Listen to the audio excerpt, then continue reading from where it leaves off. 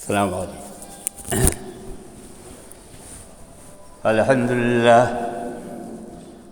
لله نحمده ونستعينه ونستغفره ونؤمن به ونتوكل عليه ونعوذ بالله من شرور أنفسنا ومن سيئات أعمالنا، من يهده الله فلا مضل له ومن يضلله فلا هادي له، ونشهد أن لا إله إلا الله وحده لا شريك له، ونشهد أن سيدنا ونبينا ومولانا محمدا عبده ورسوله، صلى الله تعالى على خير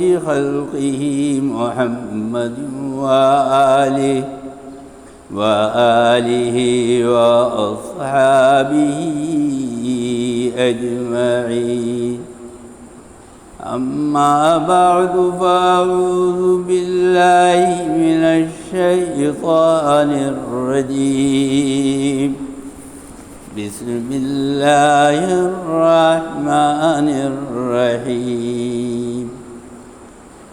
الحج أشهر معلومات، فمن فرض فيهن الحج فلا رفث ولا فسوق ولا جدال في الحج، وما تفعلوا من خير يعلمه الله، وتزودوا فإن خير الزاد التقوى، واتقون يا أولي الألباب.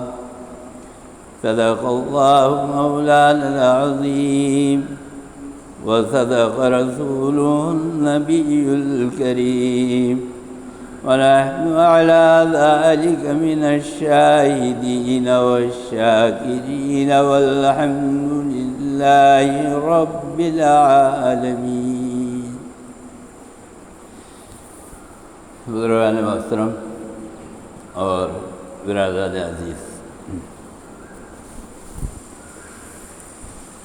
الحمدللہ رمضان المبارک کا مہینہ بھی گزر گیا اور اب شوال کا مہینہ بھی ہم اور آپ اس مہینے کے دوسرے جمعے میں موجود ہیں، اور اس کی ایک عبادت تو وہ تھی جو میں نے گزشتہ جمعے شوال کے روزوں سے متعلق آپ کے سامنے عرض کی تھی۔ شوال کے روزوں کی بڑی فضیلت ہے، اور صرف 6 روزے، اور یہ فرض نہیں ہے، سنت ہے۔ اگر آپ رکھ لیں گے تو اجر و ثواب ہے، فضیلت ہے، نہیں رکھیں گے تو کوئی گناہ نہیں ہے۔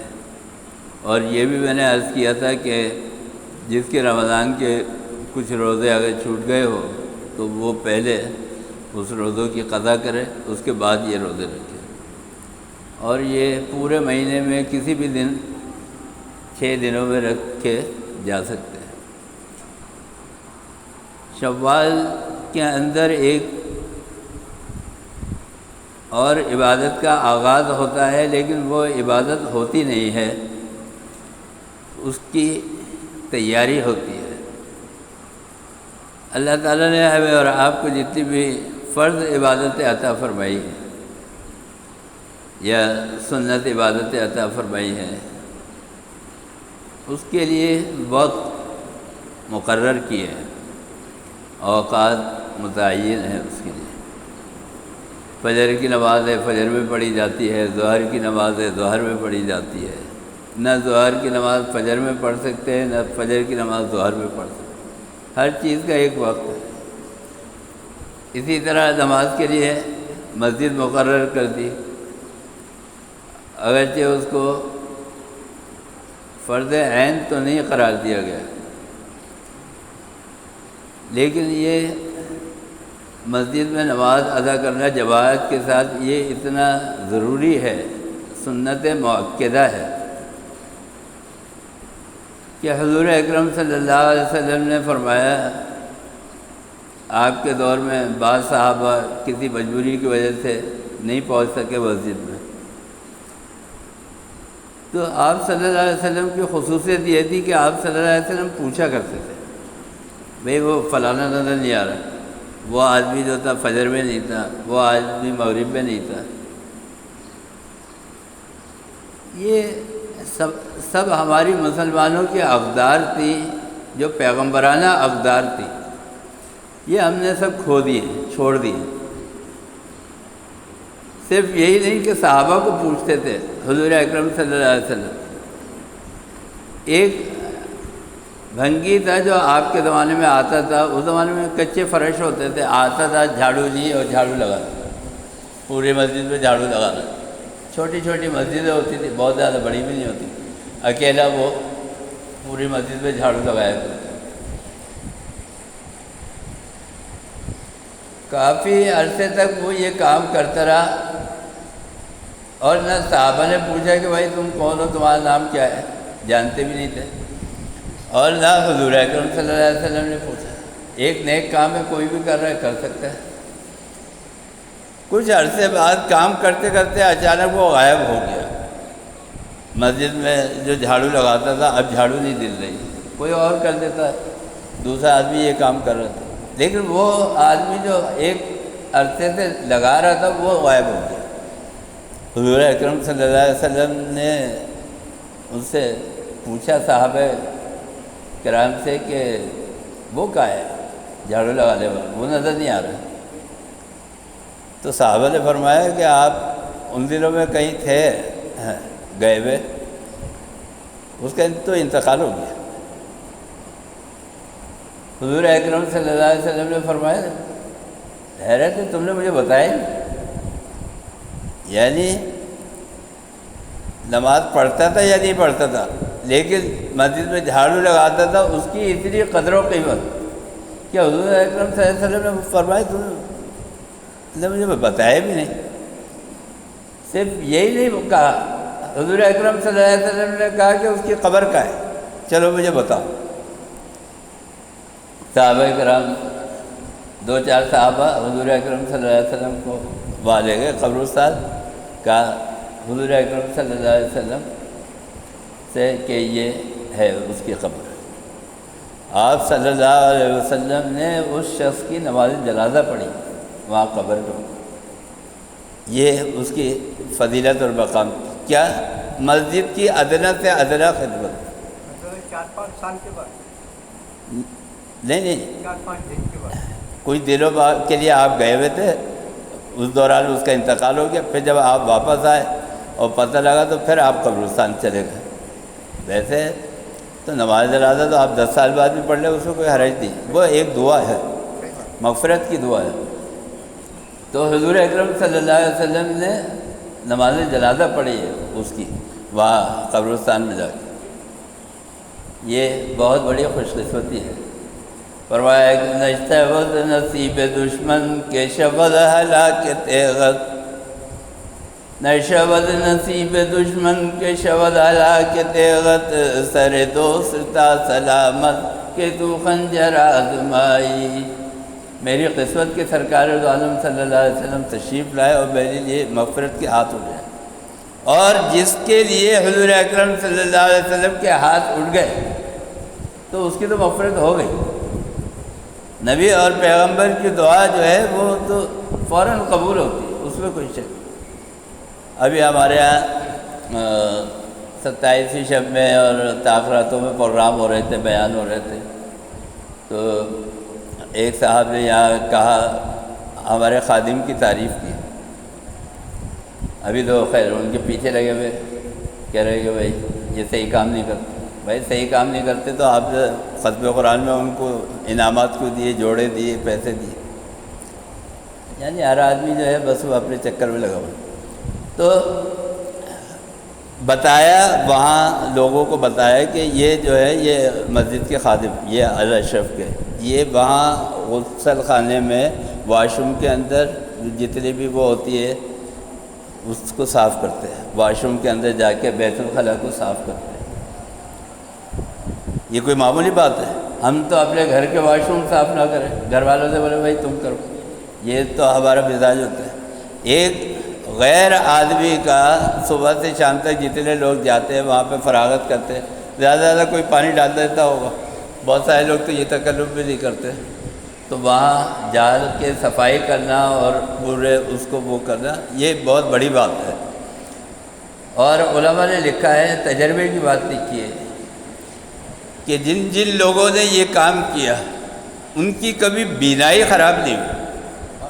اللہ تعالیٰ نے اس کام کے اندر ایسی خوبی رکھی ہے کہ جو آدمی یہ بھی مسجد کی خدمت ہے نا، مسجد کا وضو خانہ ہے، تو جو آدمی یہ خدمت کرتا ہے اللہ تعالیٰ اس کی بینائی کبھی خراب نہیں ہونے دیتے، مرتے دم تک اس کی بینائی جو ہے وہ صحیح ہوتی ہے۔ یہ اس کام کرنے کی خصوصیت ہے۔ تو میں یہ بتا رہا تھا، ایک بھنگی جو جھاڑو لگاتا تھا مسجد نبوی کے اندر، کوئی جانتا نہیں تھا، اس کا جب انتقال ہو گیا حضور صلی اللہ علیہ وسلم نے اس کی نماز جنازہ پڑھی، تو ہم کیا ہے؟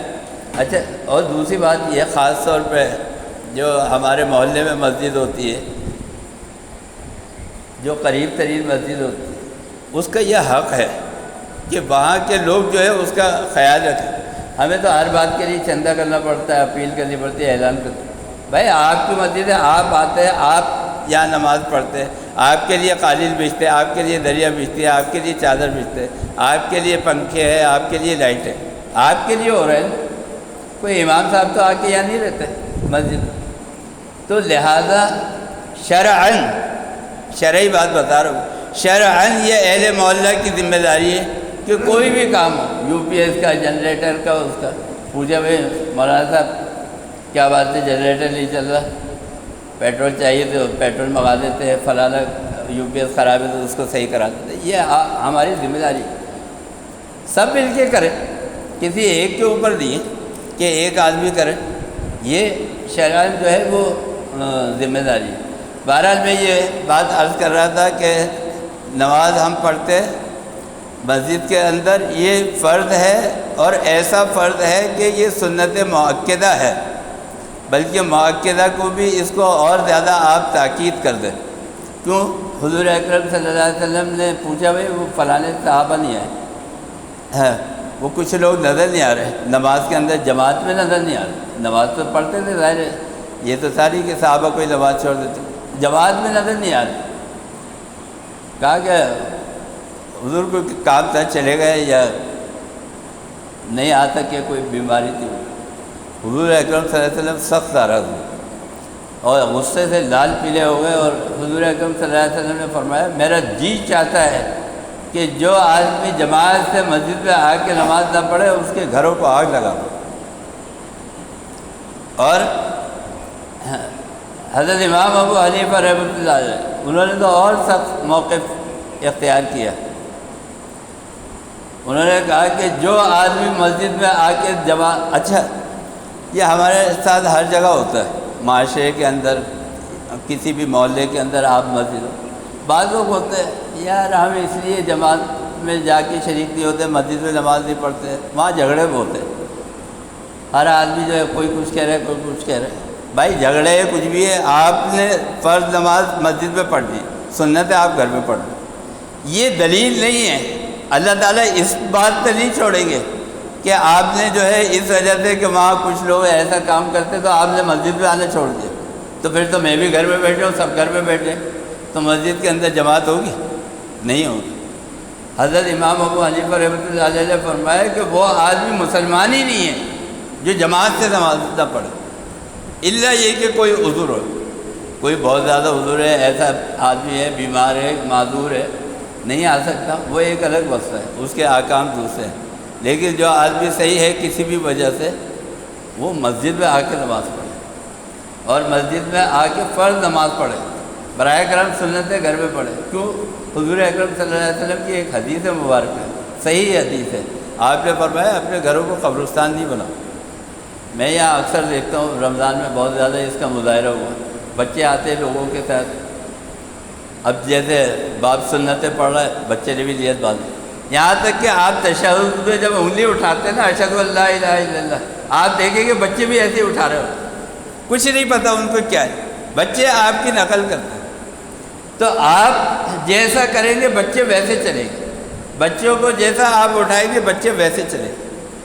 تو خیر بات دوسری جگہ نکل گئی۔ میں یہ بتا رہا تھا کہ نمازوں کے اوقات ہیں، فجر کی نماز ظہر میں نہیں پڑھ سکتے، فجر کا وقت ہوگا تو فجر کی نماز پڑھیں گے، ظہر کی نماز ہے ظہر کا وقت ہوگا تو ظہر کی نماز آپ اسی وقت میں پڑھیں گے۔ جگہ متعین ہے، مسجد میں نماز پڑھنی ہے مسجد میں پڑھیں گے آپ، کہیں اور نہیں پڑھیں گے۔ ویسے تو اللہ تعالیٰ نے ساری روئے زمین کو مسجد بنا دیا، لیکن وہ یہ نہیں اس لیے نہیں بنایا کہ آپ کہ بھائی دنیا کی ساری زمین مسجد ہے تو میں گھر میں بھی پڑھ لیتا ہوں، یہ بھی مسجد بنانے کا مطلب یہ ہے کہ کسی جگہ کسی وقت اگر آپ ہوں ایسی جگہ پہ کہ وہاں مسجد دور تک میسر نہ ہو، میلوں تک، اور آپ کی نماز کے وقت نکلنے کا اندیشہ ہو، تو اس وقت میں آپ کہیں بھی نماز پڑھ لیں نماز ہو جائے۔ یہ مطلب ہے سائر روئے زمین کو مسجد بنا لیں۔ یہ مطلب نہیں ہے کہ اگر کہیں بھی نماز پڑھ سکتے تو اب آپ مسجد چھوڑ کے وہاں پڑھیں، نہیں۔ اب آپ دیکھیں رمضان المبارک میں ماشاءاللہ مسجد بھری ہوئی تھی، جمعے میں بھی عام نمازوں میں بھی لوگ 5 صفحے ہوتی تھی۔ اب آپ دیکھ لیں جس وقت اقامت ہو رہی ہوتی پہلی صف مکمل نہیں ہوتی، کم ہو گئے لوگ۔ یہ کیا ہے؟ اصل میں ہمارا زوال، امام صاحب نے بولا ختم قرآن میں کہ مسلمان دنیا میں بہت کمزور اور مغلوب ہے، کفار ان کے اوپر غالب ہے۔ تو خیر میں نے بعد میں امام صاحب سے کہا، میں نے بولا بھائی ہم لوگ کمزور کچھ نہیں ہے۔ مولانا احترام اللہ تھانوی صاحب کے بھائی ایک یہودی آئے، تو مولانا صاحب نے اس سے کہا کہ ہم نے یہ سنا ہے احادیث میں یہ ہے کہ جس دن مسلمانوں کے نمازیوں کی تعداد فجر کے اندر جمعے کے نمازیوں کے برابر ہو جائے گی، اس دن مسلمانوں کا اسلام کا غلبہ ہو جائے گا، ساری دنیا کے اندر اسلام کا غلبہ ہو جائے گا، خالی پاکستان میں نہیں۔ تو مولانا نے اس سے پوچھا کہ یہ بات صحیح ہے؟ آپ کی جو کتاب ہے یہودیوں کی جو کتاب ہے اس کے اندر یہ ہے؟ اس نے کہا ہاں بالکل صحیح ہے۔ تو پھر ہم کمزور کہاں سے؟ ہم تو کرتے نہیں نا، یعنی غلطی تو ہماری ہے نا۔ آج جو پیٹر ہے، آج جو زوال ہے، آج جو کچھ دنیا میں ہمارے ساتھ ہو رہا ہے، ہم رو رہے ہیں کشمیر میں، فلسطین میں، یہ ہو رہا ہے وہ ہو رہا ہے، اللہ تعالیٰ ایسے ہی، اللہ تعالیٰ نعوذ باللہ ظالم نہیں ہے۔ میں اکثر کہا کرتا ہوں، یہاں رمضان میں بھی میں نے کہا بچوں سے، میں نے بولا اللہ تعالیٰ ظالم نہیں ہے کوئی، کہ اللہ تعالیٰ جو ہے بس وہ اس انتظار میں بیٹھا ہوا ہے کہ کوئی کچھ کرے تو اب جو ہے اس کو جو وہ کر دے، عذاب دے۔ اللہ تعالیٰ تو 70 ماہوں سے زیادہ مہربان ہے۔ بات یہ کہ ہم نہیں بدلتے، خود بدلتے نہیں، قرآن کو بدل دیتے۔ علامہ اقبال کا شعر ہے، خود بدلتے نہیں قرآن کو بدل دیتے ہو۔ تو ہم نہیں بدلنا چاہتے نا، تو مار تو پڑے گی پھر۔ اگر ہم نہیں چلیں گے اللہ اور اس کے رسول کے احکام پہ تو مار تو پڑے گی۔ تو میں یہ بتا رہا تھا کہ نماز کے اندر ایک ہی تو نماز ہے پورے سال کے اندر، روزانہ اگر کوئی عبادت ہے وہ صرف ایک عبادت ہے نماز کی، آپ کو کچھ بھی نہیں کرنا، صرف رمضان میں جا کے آپ کو روزے رکھتے ہوتے ہیں 1 مہینے کے، باقی تو آپ کو پورے دن میں کوئی عبادت دی نہیں گئی، صرف نماز کی عبادت دی گئی، اس میں بھی ہم نہیں آتے تو پھر کیا ہوگا؟ تو خیر میں یہ کہہ رہا تھا جگہ بھی متعین ہے کسی بھی عبادت کے لیے اور وقت بھی متعین ہے۔ اسی طرح رمضان المبارک آئے، رمضان المبارک کے اندر رمضان میں آپ فرض روزے رکھ سکتے ہیں، اس کے علاوہ نہیں رکھ سکتے، اور جس کا ایک روزہ چھوٹ گیا کسی بھی وجہ سے تو اس کو وہ قضا تو کر لے گا، لیکن اس روزے کا ایک روزے کا ثواب جو رمضان میں ملتا ہے وہ اس کو سارے سال بھی روزے رکھے گا نہیں ملے گا۔ تو روزے کی عبادت فرض ہے صرف رمضان میں، اس کے علاوہ نہیں۔ زکوٰۃ ہے، جب پورا سال آپ کا گزر جائے، ایک سال بعد جو وقت آپ کا آئے گا زکوٰۃ دینے کا، اس میں آپ زکوٰۃ دے سکتے ہیں، اس میں فرض ہے۔ اسی طرح حج کی جو عبادت ہے وہ عبادت ہے ذی الحجہ کے مہینے میں، جو سب سے آخری مہینہ ہے۔ اب آپ یہ دیکھیے، اللہ تعالیٰ نے آپ کو محرم، صفر، ربیع الاول سارے مہینے گزار کے آخر میں جب آپ کا ذہن تیار ہو گیا، بھائی اب یہ عبادت کریں۔ اور حج کی عبادت بھی کیا ہے؟ حج کی عبادت ہر آدمی پہ فرض نہیں ہے، ہر آدمی پہ فرض نہیں ہے، وہ آدمی جو صاحب استطاعت ہو اس کے اوپر فرض ہے، یعنی اس کے پاس اتنا مال اور اتنے اسباب ہو جانے کے۔ فرض کیجئے کوئی آدمی ہے، اس کے پاس پیسہ تو ہے، 12 لاکھ روپے ہے، وہ حج کر سکتا ہے، لیکن گھر میں اس کے اولاد نہیں ہے، بچے نہیں ہیں، صرف بیوی ہے۔ کوئی اس کے گھر میں، شوہر کے گھر سے بھی کوئی ایسا نہیں ہے جو آ کے رک جائے بیوی کے پاس، اپنے میکے میں کوئی ایسا نہیں ہے کہ جو آ کے رک جائے اس کے پاس، تو اب شوہر پہ ہر فرض نہیں ہے۔ اگر وہ کوئی نہیں ہے تو اپنی عورت کو، بیوی کو چھوڑ کے حج پہ نہیں جا سکتا۔ مطلب اگر کوئی سبب بن جائے، کسی طرح سے کوئی ایسا انتظام ہو جائے کہ وہ کہیں پہ رہ لے، یا تو اگر پیسہ آپ کے پاس اتنا ہی ہے کہ ایک آدمی جا سکتا ہے، اور اگر شوہر کے پاس پیسہ ہے اور اس نے حج نہیں کیا تو وہ نہ ماں باپ کو کرا سکتا ہے نہ بیوی کو کرا سکتا ہے، پہلے خود حج کرے۔ لوگ ایسے بھی کرتے ہیں، خود حج کیا نہیں ہے اور دوسروں کو کرا دیا، والدین کو کرا دیا، کسی اور کو کرا دیا۔ تو حج اگر آپ کے پاس پیسہ ہے تو پہلے آپ کو حج کر دیں۔ تو میں یہ بتا رہا تھا، یہ شوال کا مہینہ جو ہے، اس سے پہلے اگر کوئی آدمی چاہے کہ میں حج کی نیت کر لوں، نہیں ہو سکتی۔ اگر کوئی آدمی چاہے میں حج کی نیت سے احرام باندھوں، نہیں باندھ سکتا۔ اس کا بھی وقت متعین ہے، اور وہ وقت متعین یہ ہے کہ یہ مہینہ شمار ہوتا ہے حج کے مہینوں میں، جو میں نے آیت ابھی پڑھی نا آپ کے سامنے سورہ بقرہ کی، الحج اشہر معلومات۔ حج کے مہینے جو ہے وہ بھی خاص ہے، اور وہ کون کون سے ہیں؟ روایتوں میں آتا ہے شوال، ذی قعدہ، ذی الحجہ اور محرم، یہ مہینے۔ کیسے؟ شوال کے مہینے میں آپ تیاری کر کے، اگر پہلی شوال کو احرام باندھ کے آپ حج پہ جانا چاہے جا سکتے ہیں، اب آپ کو اجازت ہے۔ اس سے ایک دن پہلے اگر 30 رمضان کو بھی آپ احرام باندھتے، احرام نہیں ہوتا، آپ نیت کرتے، نیت نہیں ہوتی۔ تو یہ حج کے تیاری کے لیے اب یہ مہینہ شروع ہو گیا شوال کا۔ اچھا، ایک زمانہ تھا کہ لوگوں کا سفر بحری جہازوں میں ہوتا تھا، قافلوں میں، اونٹوں پہ اور خچر کے اوپر، مختلف اسباب تھے، یہ جہاز واز تو تھے نہیں اس زمانے میں، تو وقت لگتا تھا بہت زیادہ۔ تو لوگ کیا کرتے تھے، یہ میں نے روایتوں میں پڑھا ہے کہ رجب سے تیاری شروع کر دیتے تھے، یعنی جانے کی تیاری، احرام کی نہیں، احرام تو شوال میں ہو، رجب سے تیاری شروع کر دیتے تھے، سواری کی، پیسوں کی، اور وہاں جو چیزیں لے کے جانی ہے اس کی، رجب کے مہینے سے تیاری شروع کر دیتے تھے۔ اب جب شوال کا مہینہ آیا، انہوں نے احرام باندھا، اب نکل گئے، 2 مہینے لگتے تھے پہنچنے میں۔ تو اس وجہ سے اجازت دی شوال کے مہینے میں کہ شوال کے مہینے سے جو ہے وہ آپ احرام باندھ سکتے ہیں۔ اچھا، اس کے بعد شوال، ذی قعدہ، ذی الحجہ۔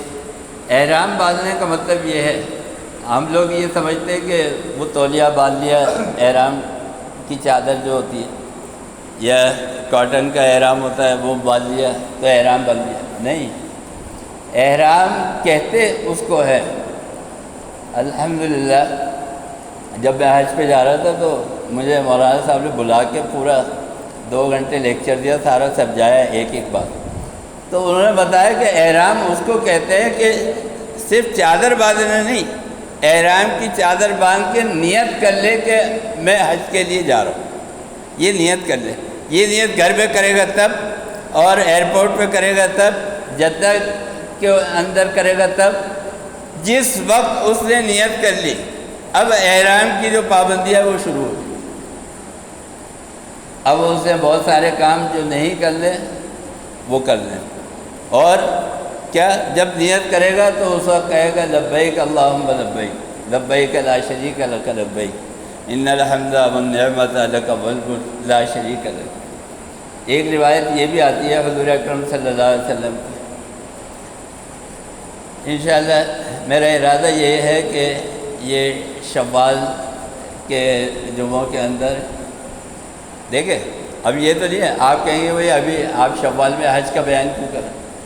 بھائی جو آدمی ذی الحجہ میں جائے گا تو یہ تو نہیں ہے کہ جب وہ 2 دن پہلے وہ ٹکٹ کٹائے گا میں اس کو جبھی مسئلے بتاؤں، اس کی فضیلت بتاؤں۔ بہت سارے لوگ عین وقت پہ تیار ہو جاتے ہیں، ابھی مسئلے مسائل سنیں گے، ان کو یاد رہیں گے، تب کہیں جا کے وہ ذی الحجہ کے اندر جب حج کریں گے تو اس قابل ہوں گے کہ ان کو ساری معلومات پتہ ہوں۔ اور حج کے تو بے شمار مسائل ہیں، یعنی آپ اس کو سنتے رہے، یاد کرتے رہے، پھر بھی کوئی نہ کوئی چیز ایسی ہوتی ہے پوری نہیں ہو پاتی، رہ جاتی ہے۔ دوسری بات یہ کہ ایک روایت یہ بھی آتی ہے حضور اکرم صلی اللہ علیہ وسلم کی۔ دیکھیں ہر کام کے لیے میں کہتا ہوں اخلاص شرط ہے، نماز ہو، روزہ ہو، حج و زکوٰۃ ہو۔ دیکھیں ایک بات مجھے بتائیں، مجھے صحابی کیوں نہیں بنایا اللہ تعالیٰ؟ یہ سوچنے کی بات ہے نا، میں یہ سوچوں کہ اللہ تعالیٰ نے فلانے کو بنا دیا، مجھے صحابی کیوں نہیں بنایا؟ یا مجھے شیخ عبد القادر جیلانی کیوں نہیں بنایا؟ یا کسی اور کو پیغمبر کیوں نہیں بنا دیا؟ جو پیغمبر آئے انہیں کو کیوں بنا دیا؟ اس کا بھی ایک فلسفہ ہے، لاجک ہے۔ جس آدمی کا باطن، یہ جو ہمارے اندر کا باطن ہے نا، جس آدمی کا باطن سب سے زیادہ پاک ہوگا وہ اسی درجے کے اوپر فائز ہوگا۔ پوری کائنات کے اندر جو نبی آخر الزمان صلی اللہ علیہ وسلم، ان کا باطن اتنا پاک تھا اور اتنا صاف تھا اور اتنا شیشے کی طرح سفید چمکتا ہوا تھا کہ یہاں سے وہاں ہر چیز نظر آئی۔ اسی لیے آپ صلی اللہ علیہ وسلم کا مرتبہ افضل الانبیاء کا ہے، امام الانبیاء کا ہے، اور سب سے زیادہ جو دنیا کے اندر بڑی ہستی ہے وہ حضور اکرم صلی اللہ علیہ وسلم، وہ اس وجہ سے ہے۔ اچھا اس کے بعد پھر جن لوگوں کا جیسا باطن ہے، پھر اس کے بعد 1,24,000 انبیاء کرام علیہ الصلوۃ والسلام ہوئے، ان کے مرتبے ان کے مطابق۔ پھر جو صحابی کے قابل تھا پھر اللہ نے اس کو صحابی بنایا۔ یہ ہے اصل میں، ہم اصل میں آئینہ دیکھتے نہیں ہیں، اور دنیا میں یہ واحد اللہ نے ایک شے ایسی بنائی ہے کہ یہ کبھی جھوٹ نہیں بولتا۔ کالا ہو کالا نظر آ جائے گا، سفید ہو سفید نظر آ جائے گا، گندا ہو گندا نظر آ جائے گا، صاف ہو صاف نظر آ جائے گا۔ حضور اکرم صلی اللہ علیہ وسلم نے کیا فرمایا؟ المؤمن مرآۃ المؤمن، ایک مومن جو ہے دوسرے مومن کا آئینہ ہے، یعنی وہ اتنا پاک صاف ہو، اتنا شفاف ہو کہ وہ ایک دوسرے کو دیکھ لے۔ تو جو صحابی کے قابل تھا اللہ تعالیٰ نے اس کو صحابی بنائی۔ تو میں جو بات حج کے متعلق بتا رہا تھا وہ بڑی اہم ہے۔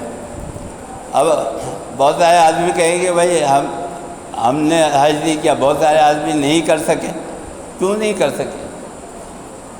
جب اللہ تعالیٰ نے خانہ کعبہ تعبیر کروایا اور حضرت ابراہیم علیہ السلام نے اس کی تعبیر نو کی، تو اللہ تعالیٰ نے حضرت ابراہیم علیہ السلام سے کہا کہ اذان دو، وَأَذِّن فِي النَّاسِ، اذان دو، لوگوں کو بلاؤ۔ تو حضرت ابراہیم علیہ السلام نے بولا یار تو دور دور تک میلوں تک کوئی بھی نہیں، میں اذان دوں سنے گا کون؟ کائے کی اذان دو؟ حج کی، حج کے لیے بلاؤ لوگوں کو کہ وہ آئیں اور اس کا بیت اللہ کا طواف۔ تو حضرت ابراہیم علیہ السلام نے کہا کہ یہاں تو کوئی ہے نہیں. اللہ تعالیٰ نے کہا تم دو. حضرت ابراہیم علیہ السلام نے اذان دی. اس وقت لکھا ہے روایتوں کے اندر کہ جس کی روح نے لبیک کہہ دیا، یعنی بلایا نا آپ کو کہ آؤ بیت اللہ کی طرف آؤ، حج کے لیے آؤ، طواف کے لیے، اس وقت جس انسان کی روح نے، جس کا باطن پاک ہے، یہ بات یاد رکھیے، بار بار میں یہ بات، جس کا باطن پاک تھا، اس نے یہ نہیں سوچا کہ یار میں مکان کیسے بناؤں گا، میں فلانا کام کیسے کروں گا، اگر میں حج پہ چلا گیا تو پھر میں گاڑی نہیں خرید سکتا، میں حج پہ چلا گیا تو بیٹے کی شادی نہیں کر سکتا. جس نے یہ سوچ لیا تو پھر وہ کیا حج کرے گا. اور جس نے یہ سوچا کہ نہیں، ایسے بھی لوگ ہوتے ہیں جن کے پاس پیسہ ہے، ان کو مکان بنانا ہے، دوسرے کام کر لے، لیکن انہوں نے نہیں، انہوں نے وہ پیسہ ٹکٹ منگایا، حج کے اوپر چلے. یہ دیکھیں بہت ساری عبادتیں جو ہے نا، یہ ایک داڑھی رکھنا، یہ اشرف علی تھانوی، مولانا اشرف علی تھانوی رحمۃ اللہ علیہ فرماتے تھے یہ عقل سے سمجھ میں نہیں آئے گا. یہ آپ کسی کو مسئلہ بتائیں نا، لاکھ اس کو بولتے رہے کہ داڑھی نہ رکھنے والا ہر وقت گناہ کے اندر گناہ لکھا جا رہا ہے اس کا، اس کی سمجھ میں نہیں آئے. یہ مسئلہ ہے عشق اور محبت کا. کسی سے آپ کو محبت ہو جائے، کسی بزرگ سے محبت ہو جائے، کسی عالم سے محبت ہو جائے. بہت سارے لوگ، آپ اشرف المدارس سے جائیے گلشن اقبال کے اندر، جس کو دیکھو وہاں 90% لوگ، جیسے وہ حکیم صاحب، مولانا حکیم صاحب جو ہے وہ ٹوپی لگایا کرتے تھے، سب ویسے ہی پہنتے، جیسا وہ کرتا پہنتے تھے ویسے ہی جو ہے سب کرتے پہنتے. یہ لباس کیا ہے؟ یہ ہمارے مولانا احتشام اللہ تھانوی ہمارے بزرگ کی یادگار ہے. ان سے محبت نہیں، بس جیسا ان کو دیکھا ویسا ہم نے اپنے آپ کو بنایا. تو جب کسی آدمی کو کسی سے محبت ہوتی ہے تو پھر وہ اس کا طرز اور طریقہ اختیار کرتا ہے. داڑھی کا مسئلہ بھی جو ہے وہ بتانے سے نہیں آئے گا، سمجھانے سے نہیں آئے گا، عشق اور محبت سے آئے گا. یہ جو نکلتے ہیں نا 4 مہینے کے لیے، 1 سال کے لیے، اپنا گھر بار چھوڑ دیا، اپنا آرام چھوڑ دیا، یہ کیا ہے؟ حضور اکرم صلی اللہ علیہ وسلم نے فرمایا کہ تم اتنا اللہ اللہ کرو، یعنی اتنا دین کے اوپر چلو، مراد یہ ہے اتنا اسلام کے اوپر چلو کہ حتیٰ یقال مجنون، لوگ تمہیں پاگل کہنے لگے. اور یہی ہوتا ہے، لوگ کہتے ہیں یہ یار یہ 4 مہینے کے لیے جا رہے، بیوی بچوں کو چھوڑ کے پاگل ہے. ہوتا ہے نہیں ہوتا؟ کوئی آدمی دین کا کام کر رہا ہے، کہتے ہیں یار تو پاگل ہے، ہر وقت اسی میں لگا رہتا ہے، صبح شام مسجد، صبح شام. یہ ہے عشق اور محبت کا تعلق. اگر آپ صلی اللہ علیہ وسلم سے کسی کو عشق اور محبت ہے تو وہ داڑھی بھی رکھے گا، وہ یہ دیکھے گا کہ حضور اکرم صلی اللہ علیہ وسلم، ہمارے گھر والے اتنے پریشان ہیں، کہتے ہیں آپ سفید کپڑوں کے علاوہ کوئی پہنتے ہیں. میں نے بولا بھائی سنت ہے، حضور اکرم صلی اللہ علیہ وسلم کی سنت ہے، حضور اکرم صلی اللہ علیہ وسلم نے پہنا. میں نے الحمدللہ جب سے ہوش سنبھالا بس یہی پہنا. تو آپ کو اگر محبت ہے تو آپ دیکھیں گے حضور صلی اللہ علیہ وسلم کپڑے کیسے پہنتے تھے، حضور اکرم صلی اللہ علیہ وسلم ٹوپی کیسے پہنتے تھے، آپ صلی اللہ علیہ وسلم امامہ کیسے پہنتے تھے، آپ صلی اللہ علیہ وسلم چلتے کیسے تھے، آپ صلی اللہ علیہ وسلم کھاتے کیسے تھے، آپ صلی اللہ علیہ وسلم پانی کیسے پیتے. اکثر آپ دیکھیں کہیں پہ بھی محفل ہو یا گھر ہو، لوگ کھڑے ہوئے الٹے ہاتھ سے پانی پیتے. او بھائی تمہیں کسی نے بتایا نہیں کیا؟ یہ تمہیں خود ہی نہیں پتہ. پڑھے لکھ کے لوگ، یہ نہیں کوئی جاہل گاؤں کے لوگ، پڑھے لکھ کے لوگ کھڑے ہوئے. کیا ہے؟ اگر آپ کو محبت ہوگی حضور اکرم صلی اللہ علیہ وسلم. حضرت انس رضی اللہ تعالیٰ عنہ ایک دربار میں گئے، بادشاہ کے دربار میں. حضرت انس رضی اللہ تعالیٰ عنہ، وہاں دعوت تھی، بادشاہوں کی دعوت تھی، وزیر عمرہ سب کھانا کھا رہے تھے. لقمہ گر گیا. حضرت انس رضی اللہ تعالیٰ عنہ نے اٹھایا، اس کو جھاڑا، کھا لیا. اب لوگ جو برابر میں صحابہ بیٹھے، حضرت کیا کر رہے ہیں، بادشاہ کیا کہے، یہ کیا ہے، آپ کو کیا کھانے کو نہیں ملتا کیا، آپ جو ہے نیچے کا اٹھا کے. فوراً غصہ آ گیا.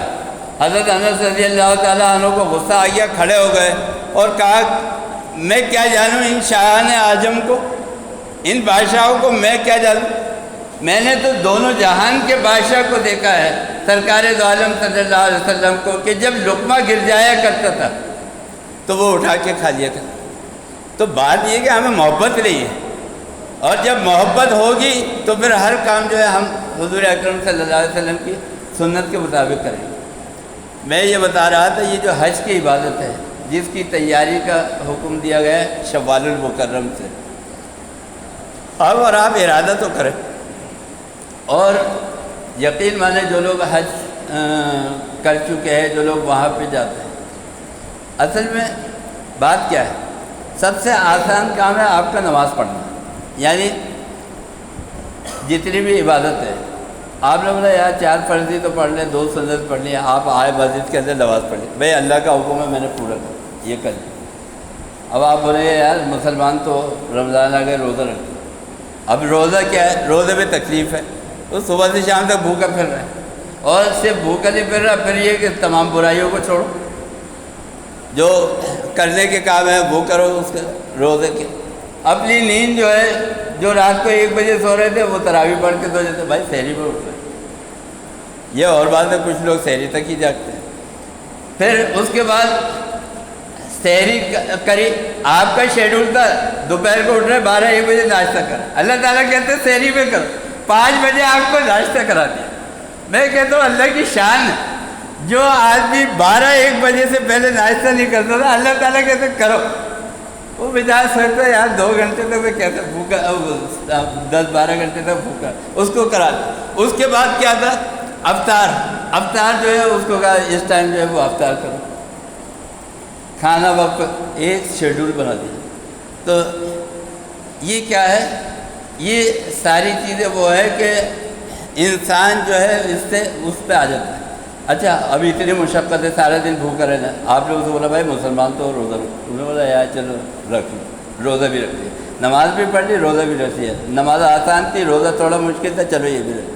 اب اس کے بعد اللہ تعالیٰ کہتے ہیں کہ مسلمان تو ہو لیکن ابھی مومن نہیں، اب جیب سے کیش نکال، تمہارے پاس سونا ہے، تمہارے پاس پیسہ ہے، تمہارے پاس بنگلے، اب کیش او ہو۔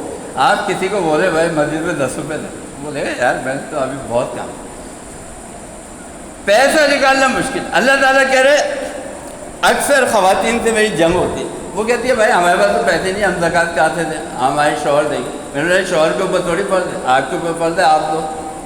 تو میں ان کو ایک بات سمجھاتا ہوں کہ نکاح سے پہلے آپ کے پاس کچھ نہیں تھا، 1 روپیہ نہیں تھا، اللہ تعالیٰ نے آپ کو 8-10 تولے سونا دے دیا۔ اب وہ 8-10 تولے سونا دے دیا، اب وہ سارے سال رکھا رہا،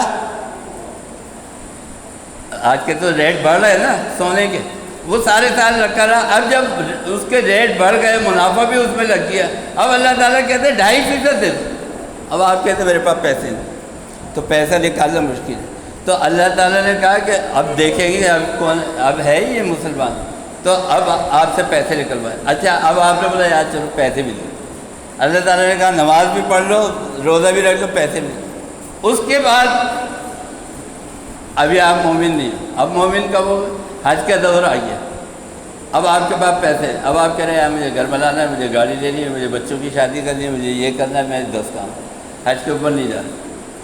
اللہ تعالیٰ کہتے ہیں پیسے بھی نکالو اور وہاں جا کے مشقت کرو۔ آپ یقین مانیں اتنی مشقت کا کام ہے، حج بس جو کر لے اسی کو پتہ ہے۔ تو یہ ساری چیزیں ہیں، ہمیں اور آپ کو اللہ تعالیٰ جو ہے آزمائش کر رہے ہیں، امتحان کر رہے ہیں کہ بھائی یہ میرے امتحان کے اندر پورا اترتا ہے یا نہیں۔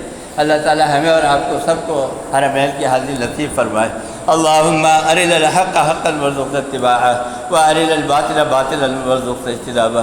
انشاءاللہ آئندہ جمعہ میں بھی حج کے مسائل اور دوسرے احکام کے بارے میں عرض کروں گا۔ وصلی اللہ تعالیٰ علی خیر خلقہ محمد وآلہ وصحبہ۔